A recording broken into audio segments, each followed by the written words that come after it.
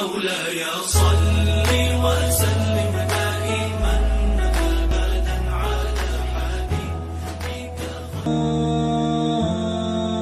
الحمد لله الذي لا يبلغ مدحته القائلون ولا يحصي نعماه العادون ولا يؤدي حقه المجتهدون، والصلاة والسلام على سيدنا ومولانا محمد وعلى آله وصحبه أجمعين ومن تبعهم بإحسان إلى يوم الدين. أما بعد، فأعوذ بالله من الشيطان الرجيم. بسم الله الرحمن الرحيم.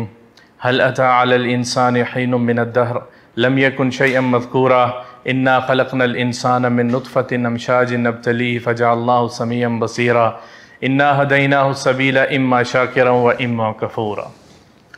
وقال النبي صلى الله عليه وسلم: ما الدنيا في الآخرة إلا مثل ما يجل أحدكم إصبعه في اليم فلينظر بما يرجع.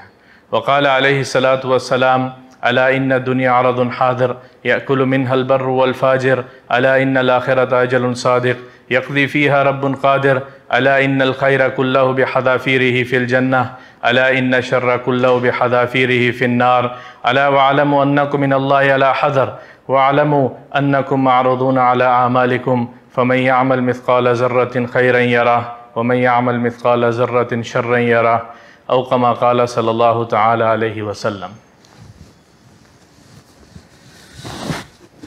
اس دنیا میں ہر انسان محنت کرنا چاہتا ہے اور اپنی ذہن سے اپنے ارادے سے بنائے ہوئے راستے پر وہ محنت کرتا ہے، محنت کرنا شروع کرتا ہے اور اس کی یہ چاہت ہوتی ہے کہ میں اپنی محنت میں کامیاب سمجھا جاؤں، میں اپنی محنت میں کامیاب ہو جاؤں.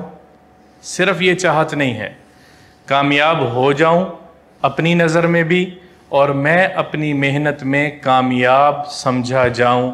مجھے لوگ اس بات سے میری تعریف کریں کہ جو میں کر رہا ہوں میں ٹھیک کر رہا ہوں، میں اچھا کر رہا ہوں اور میں اس میں کامیاب ہوں. ہر انسان کی یہ چاہت ہے، اور انسان جو اپنی محنت میں کامیاب ہوتا ہے یا ناکام ہوتا ہے یا جو محنت کرتا ہے وہ محنت اپنے علم کی بنیاد پر کرتا ہے، اپنی معلومات کی بنیاد پر کرتا ہے. جس کا جو علم ہوگا اس کی محنت اسی طرح کی ہوگی. تو کسی کی محنت کو دیکھ کے، کسی کے راستے کو دیکھ کے اس کے علم کی گہرائی کا اندازہ لگایا جا سکتا ہے کہ یہ اس کی محنت کے پیچھے علم کیا کر رہا ہے، اس کے پاس علم کس چیز کا ہے. ڈاکٹر کو دیکھ کے میڈیکل سائنس کی علم اس کی نظر آتا ہے کہ اس کے پیچھے اس کا علم ہے تو یہ ڈاکٹر صاحب ہیں. انجینئر کو دیکھ کے پوری انجینئرنگ کی معلومات اور علم اس کے پیچھے ہوتا ہے. بزنس کو دیکھ کے کاروبار یا تو خاندانی کاروباری ہے یا اس کے پاس کاروبار کی معلومات ہیں. تو انسان کا علم اس کی رہنمائی کرتا ہے اس کے راستے کی. اللہ تعالیٰ نے بھی سب سے پہلے جو رہنمائی کی ہے، جو علم انسان کو سکھایا ہے، جو علم انسان تک پہنچایا ہے، وہ کیا ہے؟ وہ اللہ کا قرآن ہے، وہ اللہ کی طرف سے پیغام ہے. اور اس میں اللہ تعالیٰ نے انسانی علم کو بتایا ہے کہ سب سے پہلے سیکھنے اور سکھائی جانے والی چیز کیا ہو سکتی ہے. تو اللہ نے خود فرمایا ہے فَعْلَمْ أَنَّهُ لَا إِلَهَ إِلَّا اللَّهُ، جان لے کہ اللہ اکیلا ہے، اللہ واحد ہے، اس کا کوئی شریک نہیں ہے. فَعْلَمْ أَنَّهُ لَا إِلَهَ إِلَّا اللَّهُ، اللہ ہمیں اپنی ذات کا علم سکھانا چاہتا ہے. اور یہ عموم ہے، سب کے لیے ہے، ساری انسانیت کے لیے ہے کہ جان لے اللہ ایک ہے. جب ایک اللہ کو مان لے گا تو اس کا راستہ ٹھیک ہو جائے گا، ہمارے چلنے کا طریقہ ٹھیک ہو جائے گا. اللہ کا علم اللہ سکھا رہا، اللہ اپنی معلومات، اپنا علم ہمیں دے رہا ہے. لا الہ الا اللہ، فَعْلَمْ أَنَّهُ لَا إِلَهَ إِلَّا اللَّهُ. اور اس علم کے سکھانے کے لیے جو اللہ نے راستہ اختیار کیا ہے، اس علم کے انسانوں تک پہنچانے کے لیے، ہمارے راستے کو درست کرنے کے لیے، ہمارے طریقے کو ٹھیک کرنے کے لیے جو اللہ نے راستہ اختیار کیا ہے، وہ انبیاء علیہ السلام کا راستہ ہے۔ آدم علیہ السلام وہ پہلے انسان ہیں جن کو اللہ نے دنیا میں اتارا ہے، اور اتارتے ساتھ ہی سب سے پہلی جو بات اللہ نے کی ہے وہ اللہ نے آدم علیہ السلام کو علم سکھایا ہے۔ آدم علیہ السلام کو علم سکھایا ہے۔ یہ علم ایسی چیز ہے جو فرشتوں پہ فوقیت لے جانے والی چیز ہے۔ یہ علم ایسی چیز ہے کہ یہ انسان کو اللہ سے ملاتا ہے۔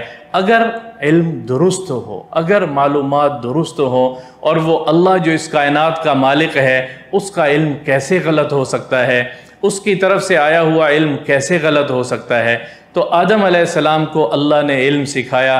علم آدم الاسماء کلہا، اللہ نے تمام چیزوں کی معلومات، تمام چیزوں کے نام آدم علیہ السلام کو سکھائے، اور پھر آدم علیہ السلام سے پوچھا، اور فرشتوں پر بھی آدم علیہ السلام کو فضیلت عطا فرمائی اس علم کی بنیاد پر، اس علم کی بنیاد پر۔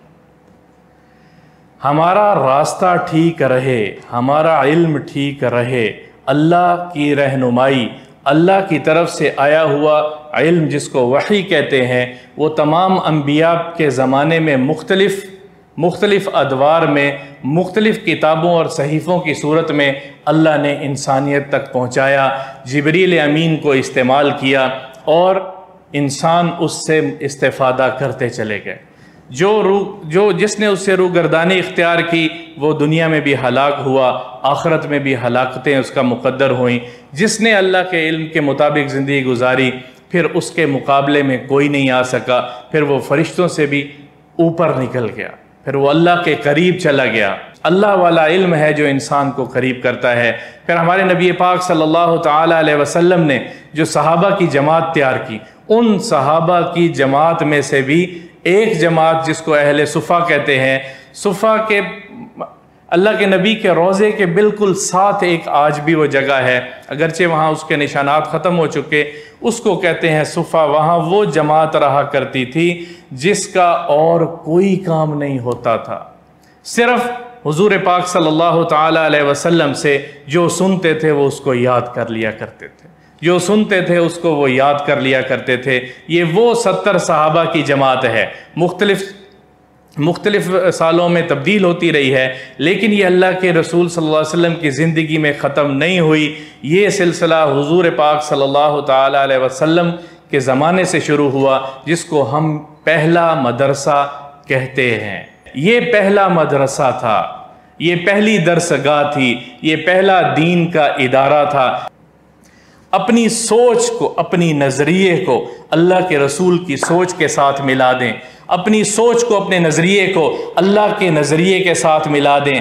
لا الہ الا اللہ فاعلم انہ لا الہ الا اللہ۔ علم اللہ کا ہے، علم اللہ کی پہچان ہے، اور اللہ کے رسول صلی اللہ تعالی علیہ وسلم کی زندگی کے مطابق زندگی گزارنے کا نام ہے۔ رزق کمانا بہت بڑی عبادت ہے۔ الکاسب حبیب اللہ کا دوست ہے حلال رزق کمانے والا، لیکن اس کا مطلب یہ نہیں کہ رزق میں لگ کے اللہ کو بھول جاؤ، رزق میں لگ کے اللہ کو بھول جاؤ، اللہ کے علم کو بھول جاؤ، اللہ کے نبی کے طریقوں کو بھول جاؤ۔ اس کا ہرگز یہ مطلب نہیں ہے، اس کا ہرگز مطلب یہ نہیں ہے۔ ہمیں اللہ کے دین کو پہچاننا ہے، اللہ کے نبی کی زندگی کو سیکھنا ہے، پہچاننا ہے۔ رزق سب کچھ نہیں ہے، رزق کے سبب کے طور پہ ہم نے کام کرنا ہے، اس کی نفی نہیں ہے، لیکن یقین یہ ہے کہ اللہ سے ہوتا ہے، اللہ چاہتا ہے تو ہوتا ہے۔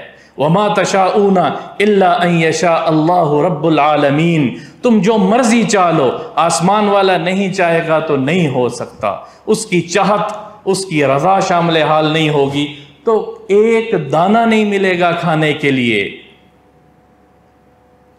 تو اس محنت کو، اس علم کو محفوظ کرنے کے لیے اللہ نے کچھ لوگ ہر زمانے میں تیار کیے. صحابہ کے بعد تابعین کو تیار کیا، تابعین کے بعد محدثین تبع تابعین کو تیار کیا، اور صرف ان کا کام دین کا تھا. ہر کام کے لیے ایک طبقہ مخصوص ہوتا ہے، تو دین کے سیکھنے اور سکھانے کے لیے ایک طبقہ مخصوص کیوں نہیں ہو سکتا؟ اس سوچ کو نکالیں اپنے ذہنوں سے، اس دل و دماغ کو اس چیز میں لائیں کہ اگر یہ مدارس کا نظام نہ ہوتا، یہ دین کا پڑھنا پڑھانا نہ ہوتا، تو آج میں اور آپ پتہ نہیں کس جگہ بیٹھ کے کس کے سامنے ہاتھ باندھ کے کھڑے ہوتے اور ہاتھ باندھ کے بیٹھے ہوتے. تو میرے بھائیوں، یہ دور ہے، یہ زمانہ ہے، یہ اہل مدارس، یہ علماء، یہ ہمارے سر کے تاج ہیں، ان کی عزت احترام دل میں ہے. یہ جو کام کر رہے ہیں، اللہ کی قسم میرا دل یہ کہتا ہے کہ جب میں ان کو دیکھوں تو میں ان کو سلوٹ کروں، میں ان کو سلام کروں، ان کے سامنے ہاتھ باندھ کے کھڑا ہوں. ان کے حضرت علی رضی اللہ تعالیٰ عنہ کا فرمان ہے، 3 چیزیں اگر دنیا میں نہ ہوتی تو میں دنیا میں رہنا ہی پسند نہ کرتا. ایک، اگر قرآن کی تلاوت مجھے نماز میں نہ ہوتی، قرآن کی تلاوت نہ ہوتی تو میں دنیا میں رہنا ہی پسند نہ کرتا. دوسرا، اللہ کے پیغام کو پھیلانا نہ ہوتا تو میں دنیا میں رہنا ہی پسند نہ کرتا. تیسرا، اگر علماء کی مجلس میں بیٹھنا نہ ہوتا تو میں دنیا میں رہنا ہی نہ پسند کرتا. یہ سب کی، میری اور آپ کی خیر خواہی کے لیے، میں اپنے لیے پہلے یہ بات کر رہا ہوں، خیر خواہی کے لیے یہ بات ہے. ہم اللہ والے ہیں، ہم نبی والے ہیں، ہم کتاب والے ہیں، ہم اس پیغام کے لیے زندہ ہیں، اس پیغام کے لیے مریں گے. اللہ ہمارا خاتمہ ایمان پر فرما دے. السلام علیکم ورحمۃ اللہ وبرکاتہ.